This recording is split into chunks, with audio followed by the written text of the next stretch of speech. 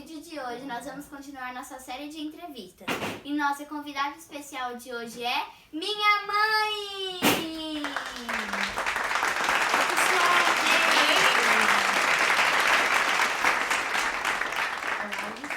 Olá, Bruna.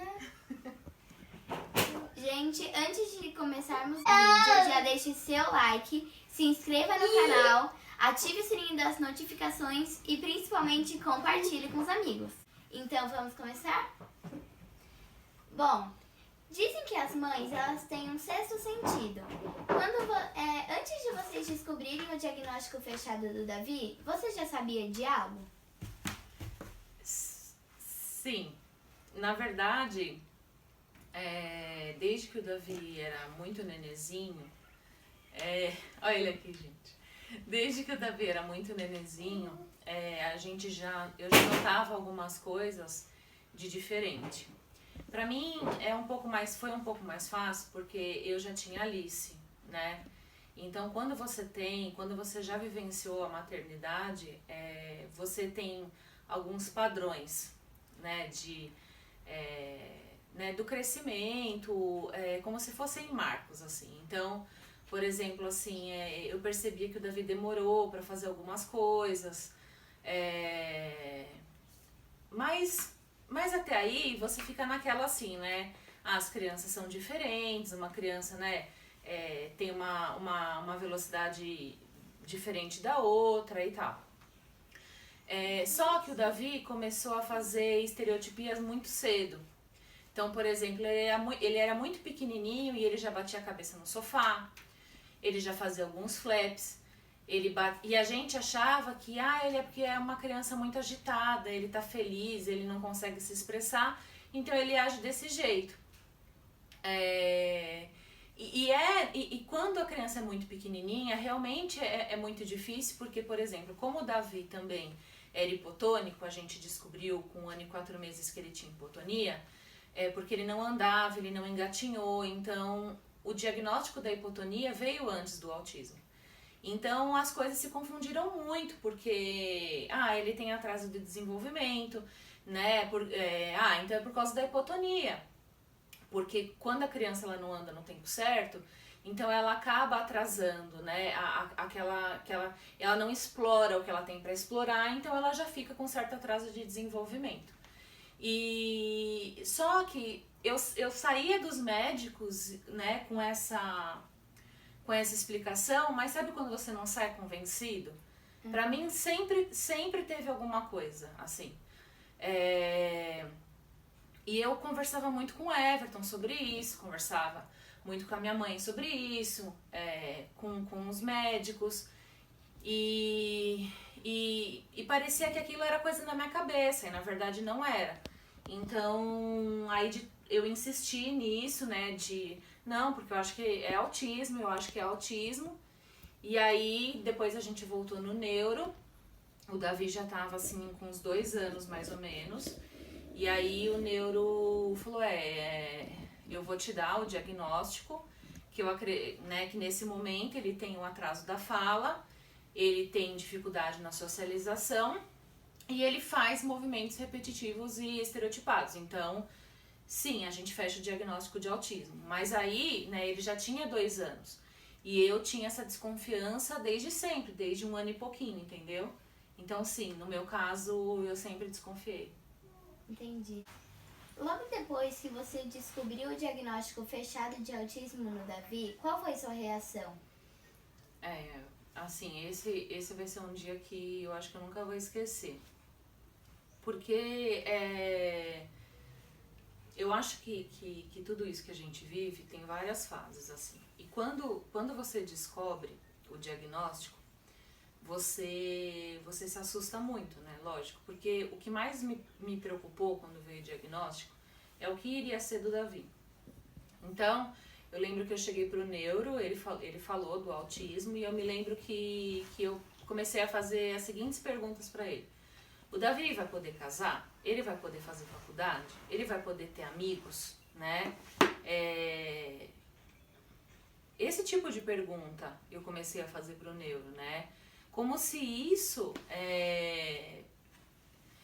como se só isso bastasse para uma pessoa ser feliz, entende? Só que hoje, depois de né, quase 2 anos, eu consigo ter essa visão, né? Mas no dia em que veio o diagnóstico, a gente não tem. A gente se assusta, não sabe o que vai acontecer, né? Então essa foi a minha reação. Só que ao mesmo tempo que vem o susto, você também, pelo menos pra mim, eu falei, bom, e agora, né? O que eu vou fazer? O que eu tenho que fazer? A gente já trabalhava, o Everton falou isso na entrevista dele, a gente já trabalhava fazendo terapia ocupacional, fono, muita fisioterapia no Davi, porque ele é hipotônico. E aí a gente continuou fazendo isso até vir pra gente o tratamento do ABA. E aí foi onde realmente as coisas mudaram muito. A gente começou a intervenção precoce no Davi. Agora, dia 16 de outubro, vai fazer 1 ano. E estamos colhendo, né, os frutos, graças a Deus. E foi isso, assim. O que eu tenho para dizer sobre isso é o seguinte. Se você, pai, mãe, cuidador, tem essa desconfiança, né, da sua criança pequena ou grande já, mas de fato, quanto antes você tiver essa desconfiança, né, e principalmente se ela tem esses 3 fatores do atraso da linguagem, dos movimentos repetitivos estereotipados e dificuldade na socialização, converse com o seu médico, porque eu comecei a intervenção precoce no Davi com 2 anos e 8 meses. Mas assim, eu sinto que se de repente eu tivesse começado com 1 ano e 8 meses, o Davi estaria melhor ainda, entendeu? Então, porque é o que faz a diferença na criança. Então, é isso, é a mensagem que eu tenho para dar em relação ao diagnóstico. Antes de a gente passar para a próxima pergunta, a gente vai deixar o link aqui embaixo do vídeo da entrevista do meu pai. Vamos para a próxima pergunta. Sabemos que as terapias na clínica são tão importantes quanto as terapias em casa. Por isso mesmo, Bruna, como que você consegue aplicar as terapias que você observa na clínica em casa? Bom, para mim funciona assim, mais ou menos. É extremamente importante que quando você leva seu filho ou sua criança para fazer as terapias, né, na clínica, você acompanha essas terapias. 99% do conhecimento que eu tenho, que ainda é muito pouco, eu aprendo com as terapeutas do Davi. Se eu tenho dúvida, eu pergunto, às vezes eu anoto, às vezes mando mensagem tarde da noite, mas isso tudo é muito importante para ter mais conhecimento. Para ter mais conhecimento no dia a dia, porque acontece de vez em quando elas elas não podem vir, e aí a gente tem que fazer, né, a terapia em casa. Então você tendo, o principal a terapeuta, né, que cuida do caso, a supervisora do tratamento do seu filho, já vai te disponibilizar, eles têm que te disponibilizar um programa de tratamento, né? Porque é em cima desse programa que tem as atividades que o seu filho tem que desenvolver num determinado tempo. Então, eu me baseio muito nisso. Então, assim, eu sei o que o Davi precisa fazer, eu sei o que não tá bom, o que ele tem que melhorar, eu sei que tipo de material que eu tenho que providenciar para ele desenvolver determinada atividade, ou providenciar, ou adaptar com alguma coisa que eu tenho aqui em casa. Eu sei mais ou menos assim que atividade que eu vou precisar pedir socorro para Alice me ajudar, ou para o Everton me ajudar. Então, e aí as meninas vêm em casa, as terapeutas vêm em casa, e aí eu sempre, então a gente fez isso, então o que eu posso fazer para ajudar, né, assim, no final de semana, ou quando eu estiver sozinha em casa. Então, esse diálogo é muito importante, né? Mas o principal é você observar, participar na medida do possível, porque né, tem muita mãe que trabalha o dia inteiro também, mas à medida do possível que você pode participar das terapias, isso vai fazer toda a diferença quando você precisar aplicar no seu filho, na sua criança. E isso a gente tá falando, né, da terapia em casa, porque, assim, você tem que analisar o seguinte, que a criança, ela fica a maior parte do tempo em casa, né? Então, por exemplo, o Davi, ele vai pra clínica 3 vezes por semana e ele faz de 1 a 2 horas dentro da clínica. Então, a maior parte do tempo ele fica em casa. Então, se você não tiver esse conhecimento, fica muito difícil, né? Então, assim, quanto mais tempo você conseguir aplicar em casa, e, gente, assim, a gente tá falando de brincadeiras, né? A gente tá falando de coisas, assim, prazerosas, que não são, que dependendo do que ele precisa fazer, não é tão fácil, porque você vai lidar às vezes com fuga de demanda, né? A criança não quer ficar para fazer determinada atividade, às vezes com uma certa birra, né? Às vezes chora, às vezes não está bem, né? Que isso acontece com o Davi e com outras crianças. Mas a intervenção, ela é o mais natural possível, então é prazeroso você aprender a lidar com o seu filho brincando, que é o que de fato faz a diferença no tratamento dele. Entendi. Sabemos que os tratamentos são muito importantes, mas a escola também é muito importante para o desenvolvimento da criança. O Davi vai para a escola? O Davi vai para a escola. Ele sempre foi. A gente levou o Davi para a escola a partir do momento que o neurologista falou que era importante para ele, porque como o Davi foi diagnosticado no início com hipotonia muscular, então ele precisava explorar, né, precisava ver outras coisas, se socializar também e tal. Então a gente, com 1 aninho e pouco, ele já foi para a escola. Daí veio o diagnóstico do autismo com 2 anos, e aí a gente ficou com uma dúvida, teve um período em que a gente ficou com uma dúvida, se de repente, então vamos intensificar as terapias e ficar um tempo sem levar o Davi para a escola. Mas, na verdade, hoje, né, com o tempo, né, com mais experiência, vamos dizer assim, a gente vê o quanto a escola é importante para o desenvolvimento de uma criança dentro do TEA também. Porque, né, a base do autismo é justamente a falta de socialização. E com o Davi não é diferente. Então, assim, hoje a gente vê que o Davi, né, ele segue as crianças, ele tem uma socialização melhor, devagarzinho, mas já é melhor. Ele come a comida da escola, que para ele é uma vitória. O Davi tem questões sensoriais importantes na entrada, né, do alimento. Então, dele comer um tempero diferente, num lugar diferente, isso para ele é uma vitória. E em termos assim de rotina dentro da escola, o que eu posso assim falar que tem ajudado muito o Davi é que a escola onde o Davi estuda é uma escola aberta, então isso é fundamental, é uma escola muito parceira. Então o que acontece? A gente não fica com dúvida, elas não ficam com dúvida, então se elas têm dúvida, o que eu faço nessa hora, como que eu devo proceder com o Davi, então já por WhatsApp pergunta para terapeuta, então a comunicação é muito rápida, pronto, sanou a dúvida, vão para frente. A gente também procura sempre estar à frente com o conteúdo, então a gente faz reuniões quinzenais, as terapeutas fazem reuniões quinzenais, a gente vai 1 vez por mês.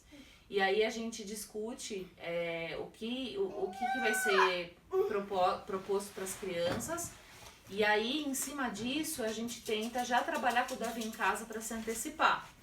Claro que o Davi também, né, também desenvolve, né, as propostas livremente, claro, mas o que a gente consegue antecipar para ele, para que ele chegue lá assim, na escola mais tranquilo, a gente trabalha em casa. Então, por exemplo, semana passada mês passado eles trabalharam pintura na tela e outras propostas. Então, em casa a gente comprou guache, né, pincel, uma telinha e foi trabalhando com ele em terapia.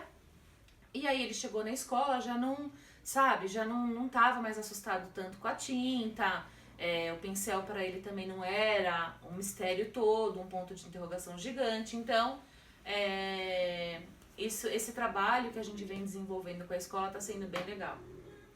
Certo. Essa pergunta eu já fiz pro Everton e agora eu queria saber de você. O que você aprendeu com o autismo? Eu acho que são duas coisas mais importantes de tudo. A primeira coisa, o que eu aprendi com o autismo é a gente não desistir deles, assim. Por quê? Eu vivo dizendo isso, mas é porque pra mim isso é muito, muito forte. Eu me lembro que quando eu levava o Davi em terapia, eu cansei de cantar sozinha no carro. Cansei de falar sozinha no carro. O Davi nunca me respondia. Alice algumas vezes estava junto, outras vezes não estava, mas cansei. E eu me lembro que quando... Você falava sozinha, aí você perguntava, Davi, e aí? Aí você... Ela fazia a própria voz do Davi. Tá tudo bem, mãe? Não, assim, o Davi continua sendo não verbal, ele ainda não fala, embora ele consiga fazer algumas vocalizações que antes ele não fazia. Mas eu cansei de cantar sozinha, até hoje eu canto, porque muitas vezes ele não me responde. Mas eu nunca desisti, assim. Claro que tem momentos em que a gente desanima. Tinha vezes que eu pensava assim, né, que eu tava cansada, sei lá, e eu falava assim, deixa, vai. Mas depois eu falava, não posso desanimar. E eu acho que isso é muito importante, a gente não desistir. Porque a criança dentro do espectro, ela já tem toda essa dificuldade, né, de não se comunicar. Ou se comunicar de um jeito diferente e tal. Então, se você também se cala, se você não insiste, ele acaba sofrendo duas vezes. Então, essa coisa de não desistir foi assim, fundamental pra mim. E a outra coisa é o seguinte. Lembra que eu falei no começo da entrevista, que eu perguntei pro médico se o Davi ia casar, se o Davi ia pra faculdade, se o Davi ia sentar pra bater papo com amigos, tudo?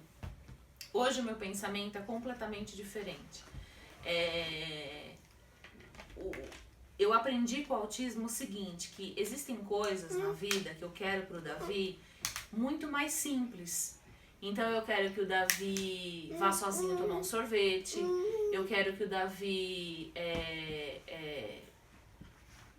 de repente tenha um desejo de viajar para algum lugar e que ele consiga se locomover até esse lugar. Independente, que ele tome o seu banho, que ele saia para ir num cinema e ele fique feliz com isso, que ele sempre se sinta feliz na nossa presença, que ele continue sabe, curtindo as coisas que ele gosta, que ele dance ouvindo uma música. E são coisas que com o tempo você vai aprendendo que são até, assim, mais importantes do que outras, assim, sabe? Que eu dava valor no começo e hoje eu dou valor pra essas. E também, assim, antes, quando o Davi foi diagnosticado, eu lembro que muita gente chegava pra mim e falava assim, é seu filho, né? ai, seu filho é bonito, ai, que cabelo bonito, ai, ele é grande. Eu respondi assim, ele é autista. Ele não anda. Eu respondi assim. E hoje eu tenho um comportamento completamente diferente. Por quê? Porque parafraseando, aproveitando esse gancho e parafraseando a Maíra, ela vai entender do que eu tô falando, a gente tem que entender que o autismo não define quem eles são.